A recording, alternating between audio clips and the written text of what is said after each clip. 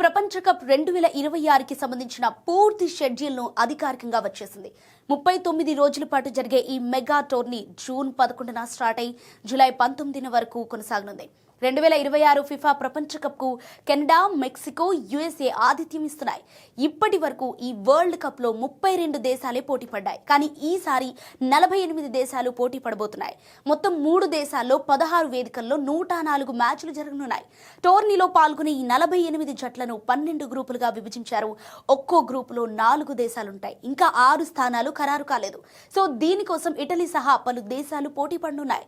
Group stage మ్యాచ్లు June 11, 27, round of 32 మ్యాచ్లు June 28, July 2 వరకు, రౌండ్ ఆఫ్ 16 జూలై 4 నుండి 7, క్వార్టర్ ఫైనల్స్ జూలై 9 నుండి 11, సెమీఫైనల్స్ జూలై 14 నుంచి 15, జూలై 18న కాంస్య పతక పోటీ, జూలై 19న ఫైనల్ మ్యాచ్ జరగనుంది.